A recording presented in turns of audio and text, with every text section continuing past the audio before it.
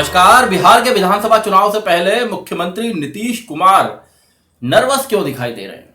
जबकि वो बिहार में 15 साल सरकार चला चुके हैं और भारतीय जनता पार्टी से लेकर महागठबंधन के जो वहां पर दल हैं उन तक भी सरकार, उनके साथ मिलकर भी वो सरकार को चला चुके हैं। लेकिन नीतीश के अंदर वो आत्मविश्वास नहीं दिखाई देता। जैसे 15 साल आप राज्य के मुख्यमंत्री रहने के बाद आप चुनाव मैदान में जाते हैं तो आपके पास अपने काम को बताने के लिए बहुत कुछ होता है, एक उपलब्धियों का खाका होता है जिसके दम पर आप चुनाव को जीतने के लिए जो हिम्मत, जो हौसला आपके अंदर होता है वो आपकी बॉडी लैंग्वेज, आपके चेहरे से झलकता है। लेकिन कहीं ना कहीं नीतीश कुमार नर्वस दिखाई देते।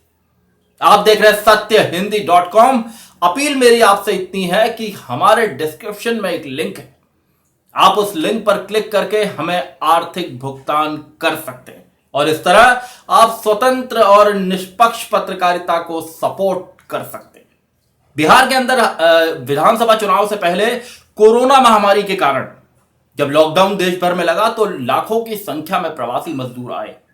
नीतीश कुमार पर सीधा ही आरोप लगा कि वो इन प्रवासी लोगों को लाने के लिए इच्छुक नहीं दिखाई दिए, अनमने से दिखाई दिए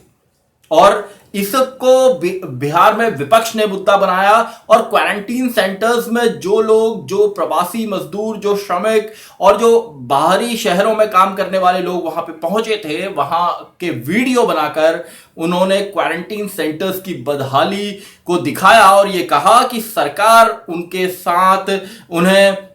सही सुविधाएं, जो जरूरी सुविधाएं हैं वो मुहैया नहीं कर पा रही है। और इसकी जो रही सही कसर थी वो बिहार पुलिस के उस लेटर ने पूरी कर दी जिसमें प्रवासी मजदूरों को कानून व्यवस्था के लिए खतरा बताया गया। निश्चित रूप से विपक्ष इसे पूरे विधानसभा चुनाव के दौरान मुद्दा बनाएगा और इसको लेकर नीतीश खिरते नजर आ रहे हैं, क्योंकि ये बिहार के अंदर से खबरें आ रही है कि प्रवासी मजदूरों के अंदर नाराजगी है कि वो इतने साल बाद बिहार में आए और लगातार वो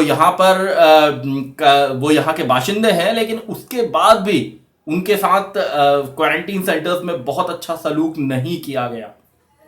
नीतीश की पार्टी जेडीयू को खतरा इस बार राष्ट्रीय जनता दल आरजेडी से है। आरजेडी वहां पर 15 साल सरकार चला चुकी है और जो पोस्टर वार बिहार के अंदर जेडीयू यानी नीतीश कुमार की पार्टी जेडीयू और आरजेडी के बीच में चल रहा है, अगर आप उस पोस्टर वॉर को देखेंगे तब भी आपको दिखाई देगा कि नीतीश कुमार खासे हमलावर सिर्फ आरजेडी पर हैं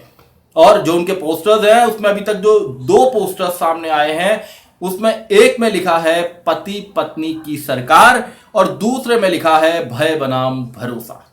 तो नीतीश कुमार का सीधा इशारा लालू राबड़ी देवी के शासनकाल की तरफ है, जिनकी पार्टी ने, आरजेडी ने बिहार में 15 साल सरकार चलाई थी। सीधे तौर पर नीतीश कुमार को सियासी खतरा अगर किसी से है तो राष्ट्रीय जनता दल यानी आरजेडी से है। अब बीजेपी के अंदर जो हालात हैं मैं आपको बता दूं, लोकसभा चुनाव के बाद भारतीय जनता पार्टी के बिहार के कई वरिष्ठ नेताओं ने इस बात को खुलकर कहा था कि अब बिहार में बीजेपी को बड़े भाई की भूमिका में आना चाहिए और नीतीश को केंद्र में चले जाना चाहिए। जब इसको लेकर लगातार विरोध बढ़ा और उसके बाद दिल्ली विधानसभा चुनाव के जिस तरह से नतीजे आए, भारतीय जनता पार्टी को बिहार के लोगों का, दिल्ली में रह रहे बिहार के पूर्वांचल के लोगों का समर्थन नहीं मिला, उसके बाद अमित शाह ने, जो तत्कालीन समय में बीजेपी के राष्ट्रीय अध्यक्ष थे और उस दौरान भी, और तब बीजेपी की लीडरशिप ने इस बात को महसूस किया कि बिहार के अंदर नीतीश कुमार के नेतृत्व में ही चुनाव लड़ा जाना सही होगा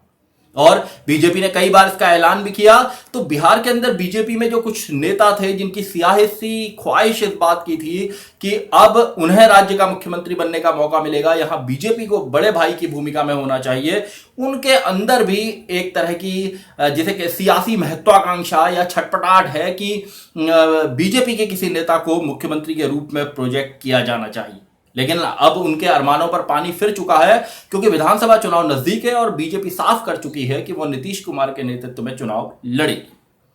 लेकिन दोनों दलों के रिश्ते उतने सहज नहीं हैं जितने सहज दिखाई देते,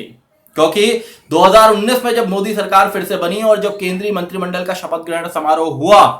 तब नीतीश कुमार ने उचित प्रतिनिधित्व न मिलने की बात कहकर कैबिनेट से वो बाहर रहे थे और जब बाद में बिहार में उन्होंने अपने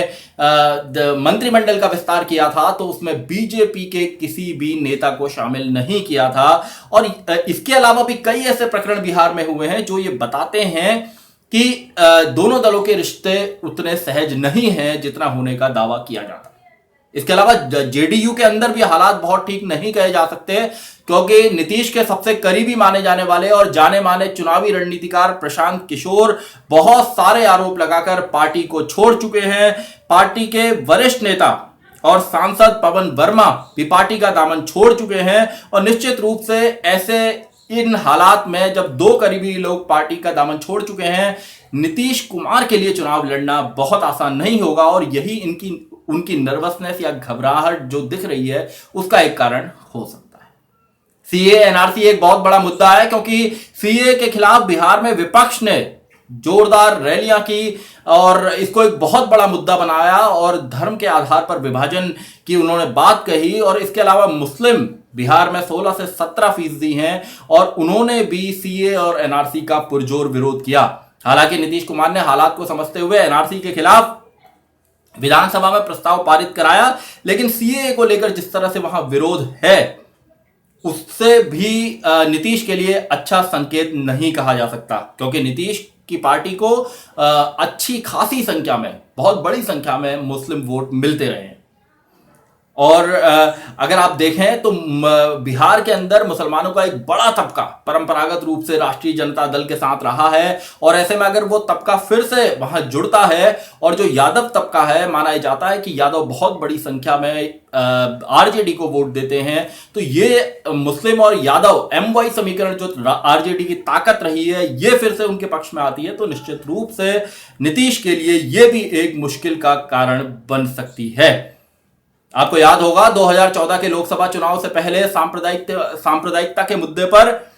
नीतीश कुमार ने बीजेपी से नाता तोड़ लिया था और वो महागठबंधन यानी कि आरजेडी और कांग्रेस के साथ आ गए थे। लेकिन इस दौरान नीतीश अब जब से मोदी सरकार बनी है और उसने आर्टिकल 370 वाला मसला है, 3 तलाक वाला मसला है और सीए एनआरसी को लेकर है, नीतीश कुमार उतने मुखर नहीं दिखाई देते। ऐसा लगता है कि उनकी इसके पीछे कोई सियासी मजबूरी है। बहरहाल मैंने आपको बहुत सारे कारण बताए जिनकी वजह से ऐसा लगता है कि नीतीश कुमार